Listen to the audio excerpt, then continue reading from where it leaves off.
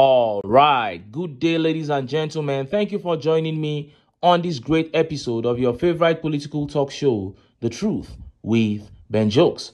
Now, it is Monday, the 30th day of September 2024, and few hours from now, Nigeria will be marking Independence Day, 64 years of independence, and we are worse than we were 64 years ago. If we had maintained the same problems, it would have been better. But no, we've added more problems, and the problems we had pre-independence are still very much available and are actually worse than they used to be. As a matter of fact, it will be insensitive, extremely insensitive, for anyone to trend the phrase happy independence tomorrow, because there's absolutely nothing to be happy about. Thousands of Nigerians are in kidnappers' den as we speak. Millions are in IDP camps all across Nigeria. Many are homeless. Over 25 million children are out of school as we speak. Hunger, hopelessness, widespread. Economy in shambles. Naira collapsing. And to worsen it all, few hours ago, two massive updates dropped that further drained Nigeria and Nigerians of hope. Few hours to Nigeria's 64th birthday, these two updates dropped to show how the political elites have ruined this country over the years, especially under the APC. These updates show that right before our eyes as citizens, our country is being mortgaged, being sold into slavery by the evil actions of these wicked politicians. Before I show you these two updates and how Nigerians reacted, let me quickly show you this video.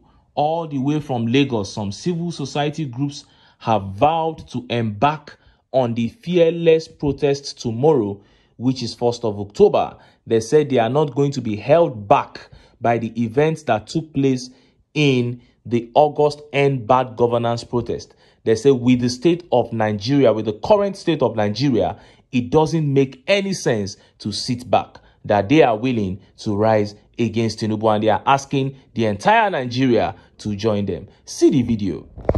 It's forever. We shall always fight for our rights. These civil rights activists here are unrelenting in their demands for good governance from the elected leaders in the country. Rising from an earlier 10-day protest across the country last August, which later suffered a setback towards the end following the arrest of some of their members who were later detained by security operatives. This planned October 1st National Day protest, according to them, will be another move to redeem the nation from bad governance. We are protesting against the hazards of living in Nigeria. It's a right. So, the fact that we had some protests from August 1st for 10 days, and there is no any positive takeaway for the people, demands that this protest should continue. Because the October 1st action is a warning, and also it is an urgent cry to the TINUBU administration to address our demands immediately. Unless these demands are met, more protests will definitely follow the National Day of Survivor on October 1st. From a fuel pump price of less than 200 naira per litre in 2023, when the present administration took over, its current price now ranges between 900 naira to 1,900 naira per litre, forcing food inflation, negatively impacting on the people. This condition, they concluded, is unacceptable for the country endowed with both human and natural resources. We are saying no to IMF neoliberal policies. We are demanding the reversal in the hike in fuel price and electricity tariff back to pre-May 29, 2023 level. We are demanding that government-owned refineries should be made to work in order to guarantee affordable fuel products. We are demanding reduction in food prices and end to hunger. Support farmers to ensure sustainable food production. End insecurity, banditry, terrorism, and violent crimes. Prosecute culprits and their sponsors for a robust security architecture and adequate support for soldiers at the front and their families. This October 1st, which is Nigeria's 64th independence anniversary, they explained, has nothing to celebrate, as despite the abundant natural resources in the country, many are still wallowing in abject poverty. You heard that. And as you can see, some of the leaders of these civil rights groups are men in their 50s. Because the protest in Nigeria cannot be left for the youths alone, Nigerians across all ages must rise against the evil going on in this country. And yes, the fearless protest is not gaining as much traction as the End Bad Governance protest did, but we must continue to push against this evil until the entire nation will rise. It is not impossible. It looks unlikely that Nigerians will one day unanimously rise against the political class, but I'm telling you, it is not impossible. With what is happening in this country right now, if you look at the rate at which people are dying, the kind of hopelessness that is in this nation now, you cannot totally rule out the possibility that Nigerians will one day rise against this political class. As we speak, 12 other civil society groups are warming up to go out for the fearless protest tomorrow. The report says CDHR, YRC, ASCAB, 9 others declare October 1 National Day of Survival, call on Nigerians to join mass protest against poverty, economic hardship, reporters. Over 12 civil rights organizations have called on Nigerian workers, students, youths, the unemployed, traders, and the poor to take part in the protests and demonstrations on October 1, 2024. The groups demanded an end to what they describe as excruciating economic hardship, poverty, and hunger, which they attributed to Bola Ahmed Tinubu's implementation of IMF World Bank-inspired capitalist policies. Wow. Without doubt, the APC is working with these foreign organizations to bring this country down. Why they are doing that, honestly, I cannot say, but this is definitely what they are doing. We will keep our fingers crossed and see how events will play out tomorrow. Now, let us take those 2 updates that left Nigerians devastated.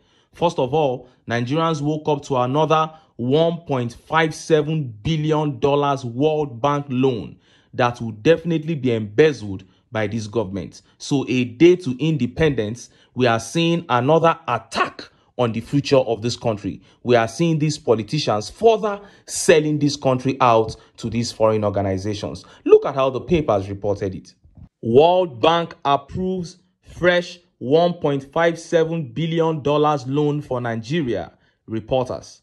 Nigeria has secured 3 new loans from the World Bank, totaling $1.57 billion to improve healthcare, education, and climate resilience.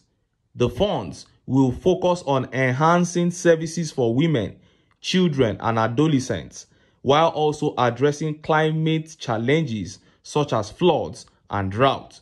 A statement released on Monday says the World Bank has today approved 3 operations for a total of $1.57 billion to support the government of Nigeria in strengthening human capital through better health for women, children, and adolescents, and building resilience to the effects of climate change, such as floods and droughts, through improving dam safety and irrigation. The financing package includes $500 million to address governance issues affecting education and healthcare delivery, $570 million for the primary healthcare provision strengthening program, and $500 million for the Sustainable Power and Irrigation for Nigeria project. What a shame. And look at how Nigerians reacted. Let's take some of the tweet reactions. This tweet here by Balatik says, meanwhile, Shettima was asking for debt forgiveness the other day. This is pure irresponsibility. That is it. At the just concluded United Nations General Assembly, Shettima in his speech was begging world leaders for debt relief. And just as they are concluding the United Nations General Assembly, Nigeria is taking 3 other loans, $1.57 billion. You have not been able to account for what you did with previous ones. You are taking fresh loans and you are asking for forgiveness. What irresponsibility is this? This tweet here by Olorogun says, the World Bank and Nigerian government surely have an understanding that we don't know about. That is it. They have an understanding to destroy this country, but the reason they want to destroy this country is what is strange to me. Because all their policies are aimed at pulling this country down. It's like the IMF just wants to take over this country. They want to get us so indebted that they will be the ones, in full control of everything. This tweet here by Joy says, another one. Has the old one been accounted for? Have they been paid for? What are the terms of the loans? What are they taking as collateral? Why are they interested in giving fresh loans? That is the big question. You gave loans, they have not paid for them. Now you are giving loans, we don't have collateral. It means they are deliberately giving out these loans, to hold the country in chains. That is their aim. And this tweet here by Olushola Abayomi says, at World Bank, you are doing a big disservice to Nigeria. These monies are being stolen, period. Olushola here tagged the World Bank and is telling them that you guys are destroying this country. Don't even say you are helping us. The monies are being stolen. And as Nigerians were yet reacting to that $1.5 billion loan from the World Bank, another update dropped. This one clearly showed that the country is being sold out to foreigners. Look at how the papers reported it. China willing to lend Nigeria more money. FG. The Minister of Foreign Affairs, Yusuf Tugar, who disclosed this while speaking on Channel's television Sunday Politics program, also said Nigeria was not among the critically indebted countries. Hence, it was not discussing debt forgiveness with its major lender, China. At the recent 79th session of the United Nations General Assembly in New York, Bola TINUBU, represented by Kashim Shettima, pushed for reform of the international financial systems to include comprehensive debt relief measures to enable sustainable financing for development. However, when asked if Nigeria was in talks with China for debt relief, considering that TINUBU met with his Chinese counterpart Xi Jinping recently, the minister said that was not the case. He said China was even willing to lend Nigeria more money and invest more money in the country's economy. Tugar said, no, that is not what we are discussing with China. And when it comes to the issue of debt, look at the debt to GDP ratio of Nigeria. We are not even among the critically indebted nations. When you talk about the debt of a developing country, Nigeria is not in that sort of precarious situation. As a matter of fact, China is prepared to lend more. China is prepared to invest more in Nigeria in terms of infrastructural development and other things, he said. You heard that. Now, this is the tragedy of this country, Nigeria. Our debt profile is one of the major reasons that Naira has become worthless. We are now at 1,700 Naira to a dollar. The rising case of inflation in Nigeria is also tied to our debts. Our country is sinking because of the numerous loans that have never been properly utilized. But the Minister of Foreign Affairs is seated there on air saying that Nigerians are not even owing enough. He said we are not indebted enough, that China is willing to give Nigeria more loans. Imagine that at this level, this man does not know why China loves to give loans to developing countries with resources. They give you these loans, they don't even want you to pay back, and then they come to your country and confiscate your resources. That is what they are doing. So it is either this man is so ignorant that he does not know, or he's working hand in hand with them to do that to Nigeria. And look at how Nigerians reacted. Let's take some of the tweet reactions. This tweet here by Mazi says, China gives you more money and grabs your assets and make your people slaves. That is what they do. Everybody in the world knows that. And this tweet here by Maki says, this is a trap to keep us chained. They are not even lending us hoping we would be able to pay back. They lend us hoping we don't even pay back. That is it. They keep lending and lending, knowing that you don't have the ability to pay back, so that at the end of the day, you will be at their mercy and they can do with you whatever they please. That is the trick that China uses. This tweet here by Adekole Fabulous says, China is indirectly buying us. Our leaders are gladly selling us. That is how the slave trade happened.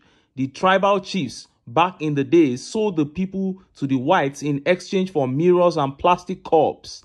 The slave trade is around the corner. Watch out. And this tweet here by Game Media says, we are gone. Our children are gone as well. When are we going to wake up and fight? That is a big question for Nigerians.